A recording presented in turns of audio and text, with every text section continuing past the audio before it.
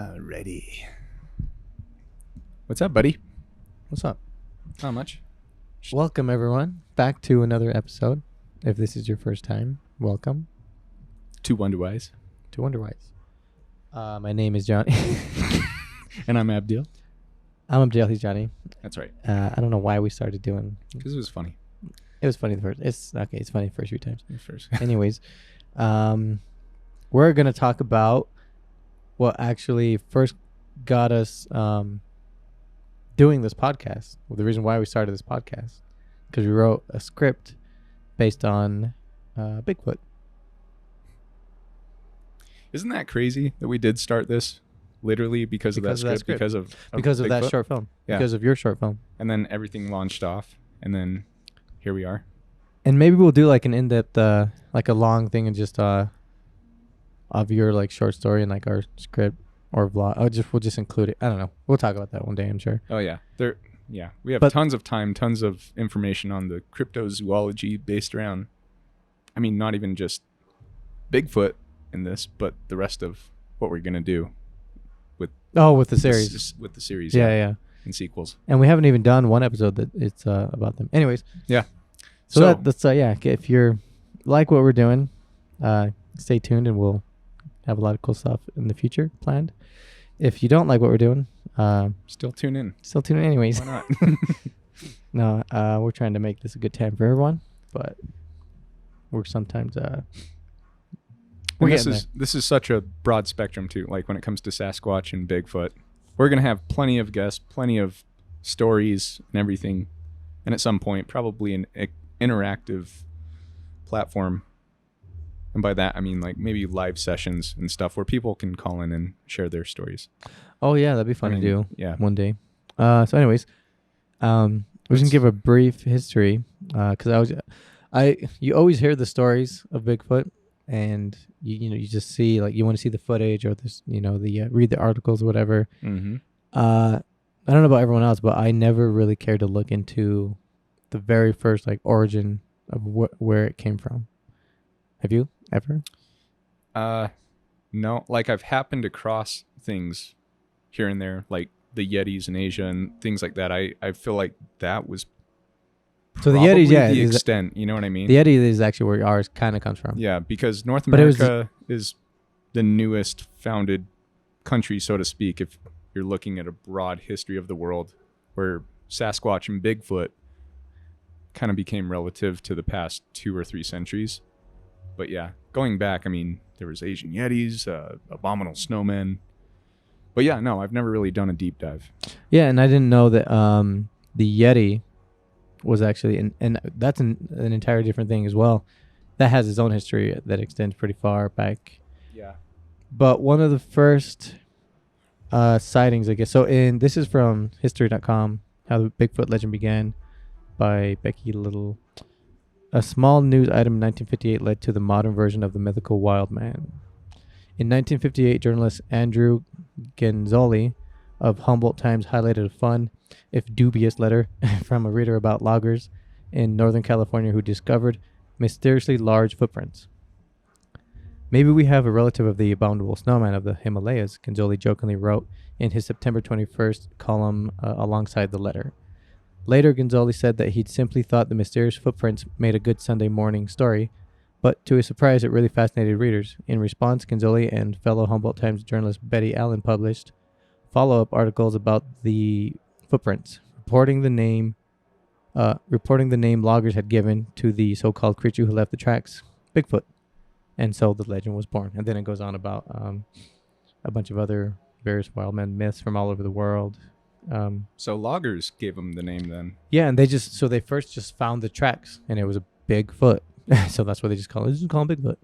This is how creative we are. You're like, it's kind of big. It's a foot. It's a Bigfoot. I mean, yeah, because they have the Yeti. I don't know why that, anyways. Maybe there's a translation there too. Oh, well, let me read this one more paragraph because it does talk about Sasquatch. So there are various wild man myths from all over the world, says Joshua Buzz, author of Bigfoot, The Lifetimes of a Legend. In Western Canada, the Stales First Nation have the Saskets, the supposed origin of the word Sasquatch. However, the modern U.S. concept of Bigfoot can be traced quite directly to the Humboldt time story, and that's the story that we just talked about. So that's kind of where the Sasquatch name. So in Canada is where the term Saskets or whatever. Okay. So we got Sasquatch. Okay. Going off of that, we're gonna get into tons of other different stories, but we have one specific story that Johnny is going to tell us. Yeah. Take it from here, Johnny. I got it. Yeah, this one's Also, shout out to our not sponsor. White Girl, White Claw, mango flavored. Get yours before it's gone. Anyways, no, this story is actually pretty popular amongst the Sasquatch crowd and fanatics and followers. It's the story of Ape Canyon. And this is kind of a story. So this is really unique in itself because for the longest time, I mean, the legend was that a lone Sasquatch, you would find a lone Sasquatch kind of wandering off, and he was very elusive, kind of a timid creature, right? I mean, even the very first photo kind of tends to show that. And all the photos we've gathered hereafter have always been just one lone creature. However, this case, there are multiple Sasquatches involved. And this happened in July of 1924 with a guy named Fred Beck, who was an old prospector. He went up to Mount St. Helens with 4 other gold miners. So they were prospecting for gold. You know, they'd been prospecting the area for about 6 years. So they were really familiar with the terrain, with just the everything that they had to work with, all that kind of stuff. It wasn't foreign to them. And they had built a cabin up there too because they went so frequently. So at this time of the year, they had been there a couple days when they started to hear these weird whistles coming through the woods, left and right, like kind of eerie whistles. It almost sounded human-like. Like, what year was that again? What year? Did you say 1924? 1924. So this is even before that article, because that article was written in 1958. Yeah. And so, yeah, this is one of the more popular cases because this actually made national news around 24. And I mean, you know, back in those days, everything was kind of, I don't know, printed on parchment or whatever. Like, news didn't really travel fast, so to speak. What do you mean they had the Pony Express? All right, you got me there. Actually, I think it was 18, whatever. Yeah, so they started hearing these whistles. They didn't really think much of it. Unbeknownst to them, they would come to find out, well, yeah, that's how Sasquatch communicates with his other fellow Sasquatches. Whistling. And for the longest time, we've always thought it was like wood knocks, throwing stones, doing all these different kinds of signals, you know. I thought he had a pager that he or a what? No, that was 1984, not 1924. Anyways, so after hearing these whistles the first couple of nights, you're like, all right, this is kind of strange. And then I think it was on the 3rd or 4th day, coming back after a long day of prospecting, looking for gold, they saw a figure kind of hiding up in these trees on the ridge line. And they said it was huge from their standards. I mean, the trees? You can generally tell, like looking at something, how big it is in relation to how far away you are. You know what I mean? Obviously, it's sometimes kind of hard to gauge that, but they were able to tell, like, okay, this thing is reaching the middle of this giant pine tree. Mm-hmm.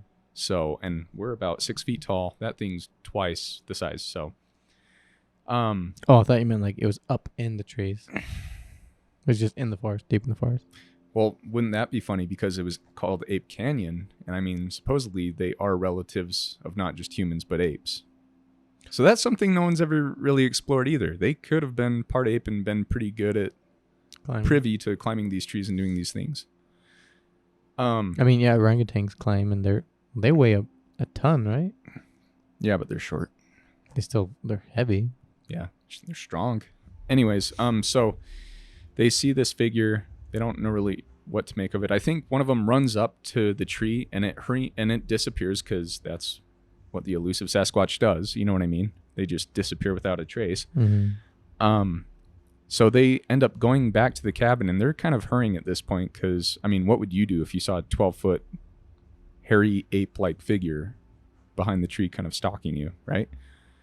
And as soon as they get in there, they hear whistling coming from the left and right sides of them. And at this point, they're able to figure out, oh man, these things are communicating to each other. And as soon as they get inside the door, a giant rock, I think they described it as being like as big as someone's head, something big that normally you would just kind of lift up and you'd be able to kind of throw from the waist a couple feet, came hurling out of the forest yards away and smashes into the side of the cabin. There's like no way a It's person like- could have tossed that. Yeah, no way. And even an ape, like no way. Yeah. So they get inside, they lock the door. This is a cabin that has no windows, so perfect situation. I mean, what are you going to do with that? And it's kind of messed up because think about it, this is 1924. The way that they built cabins are still somewhat crude compared to today's standards. So you have these little cracks in between the wood, and that's how they viewed what was outside. And a short time later, they hear some feet trampling on the little front porch outside, and it's multiple feet. So these Sasquatches have congregated now, and they're looking for a way in. And all these guys can do is kind of peep through the holes. Luckily, they were all armed, so they had their rifles. But these Sasquatches kind of disperse and start throwing rocks all at once. And it becomes like their own little miniature battlefield. They start poking their rifles out of these tiny holes and shooting in any direction that they see the rocks come from. And it, as soon as the rocks stop, they stop shooting. And it goes on and on, like all throughout the night, until at one point, these miners had an axe that was sitting against the wall near one of these holes in the cabin, just kind of leaned in, and there's documentation that they see a giant hand come through, looks like ape-like, reaches down and can grab the axe, and it tries to pull it up and out of the hole. Can you imagine seeing that? Yeah. I wonder how big exactly that was, because if it can grip an axe. They said, yeah, so they said the hole was big enough for its hand to come through and grip the axe. It made it sound like they would have never really got the axe out. No, I take it back. They did. They got the handle of the axe out, but the guy was trying to turn the axe blade sideways, so he couldn't really pull it through. And then while he was doing that, one of his friends stuck his gun through the same hole and fired it off, and they heard a loud scream. So they had it. They got it. They probably clipped it or something. And then that's when they just heard screaming, whistling, and kind of just a herd running away from the cabin. Anyways, the next morning they go out to assess the damage, and there are just hundreds of these giant boulders that have chipped. Their cabin is torn up, like crazy, chunks taken out, giant rocks lying around the entire place, and chips of rocks because they were throwing it that hard. Crazy. And so these guys just were like, okay, we are done with this prospecting trip. Let's go back to town. They packed up, went back down to town, told everyone at the local bar that they go to when they're, done with one of those prospecting trips, met with a journalist, and this made national papers. Crazy. Literally, it spread across the entire nation. See, and that's the story that I've with all the Bigfoot stories, you don't hear. I never heard of it. Not that I've heard all the stories or anything, but. Well, and maybe it has something to do with, I think because it's an older story, and now that we have video evidence of the ones that came out, in recent, in the 90s, those old stories get kind of washed away, or just, Well, yeah, in today's day and age, our generation needs more than just words on paper, and we even need more than visual proof. We need multiple accounts, you know what I mean? Because there's so much false information out there. Anyone can make anything look real. And so, but this was one of the most authentic stories of its time, but it kind of got overshadowed once that one person took the famous Sasquatch photo back in the 70s, I believe it was. The one where he's doing that. Yeah. And I'm pretty sure that was fake too. Yeah. Yeah. But I don't know. It's a really interesting story though, because we always tend to think of this as Sasquatch as this nomadic kind of loner. Mm-hmm. But my brother-in-law also has a story like that where he was chased by multiple. And so once he comes on, oh, he does. Yeah, once he comes on here, we'll have him tell his That's story right. too. That was the difference between that story and like the other ones. It's always just been this lone wanderer, Mm-hmm. and this is like the first one. That's how many did they say? 3? 3. Crazy. Which makes more sense to travel in packs like that. Well, they're not. I mean, yeah, that's interesting to like to think if they're more like bears where they travel alone, or are they more like wolves where they go in packs or whatever. Yeah. Well, and that kind of lends speculation to the next question: are they herbivores, omnivores, carnivores? Like, how big of a threat are they to us? They're raw vegan for sure. I think so. Because they were throwing rocks at these people, and obviously maybe that was to make them go away. But at the same time, who knows what would happen if those guys, met their end. Yeah. And they might have done some interviews after that encounter, but it's hard to say. We'd have to do a deep dive on that. But that is one of my favorite stories when it comes to Sasquatch. That's a cool one. Yeah. And it's at Mount St. Helens. It's not hard to picture that happening up there. Isn't Mount St. Helens the one that erupted? Right? Yeah. Yeah. Yeah. So did this happen before it erupted? I think so. Yeah, it happened way before because Yeah. Mount St. Helens erupted in like the 80s. I think it even erupted another time before that, in between, like it's done a few 40s and times. 80s or something. Yeah. Well, I know the big one was like Yeah. in the 80s, and it just completely blew out. And then they like renamed it. Mount St. Helens? Yeah. They renamed it for a second. I think it was like the Obama administration renamed it, and then they renamed it back to the original. That might be. Let's see. Yeah, it was either Mount St. Helens or some other one I don't think up in Alaska. Because I remember seeing this is crazy that I'm just putting that together right now. Yeah. But yeah, it did though. Maybe that's why. That's just it's just theorize here for a second. Maybe that's why. Because this happened in 1928, 24, and then later. I mean, this was way long ago, but 60 years later, then it erupts, or maybe it's having a lot of activity. So maybe that's why they dip out of there and there's no more sightings. Yeah. They just wait till it's all done, then they come back. But no, it's pretty cool. No, we definitely got to go up there though for one of our video logs. St. Helens. Yeah, that'd be dope. That'd be cool. In Canada, just go up through there. Welcome to Canada. I mean, that makes a lot of sense too, from what you read, how a lot of those origin stories they originated in Canada, then they were brought down into North America. What where is Mount St. Helens? You know what region in Canada that St. Helens? That's in Washington, I thought. Mount St. Helens? Yeah. I don't know. It's Washington or Alaska. Good thing I did my research. Hold on, let me pull that up. Washington, you're right. Okay, yeah. Washington. Yeah, so that was Washington. Okay, so I'm pretty sure it was the one in Alaska that they renamed or something. But yeah, no. It's like a dormant volcano.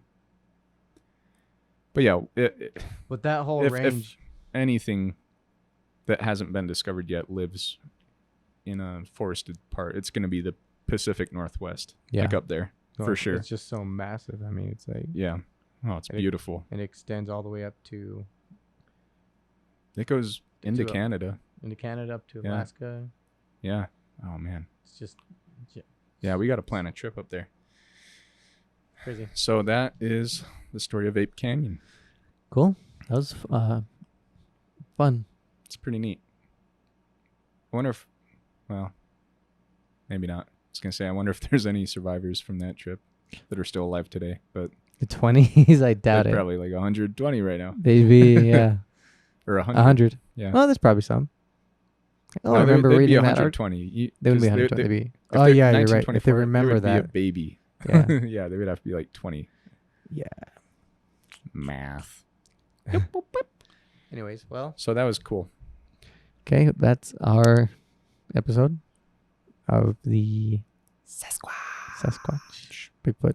One episode, anyways. Yetis. We're going to cover a ton more as we discover them. Yes, we will. Thanks for listening, watching. Like, subscribe. If you like it, click. Like, subscribe, comment. Follow. share, follow, Screenshot. screenshot, report. Don't report. Look at it when you're alone. All the stuff you need to do on social these days. Tell your mom about it. We're on all major platforms. Right? Except Twitter, because Twitter is ridiculous. We're not on Twitter. We should be on Twitter. No. All right. Well, you can I don't handle wanna that do that. PR. But you can find us on Instagram, YouTube, Spotify, Google Casts, other podcasts. Just look at the link in our bio. You'll figure it out. Thanks, But everyone. Thank you. Catch our next one and catch our other ones. Until next time. Bye.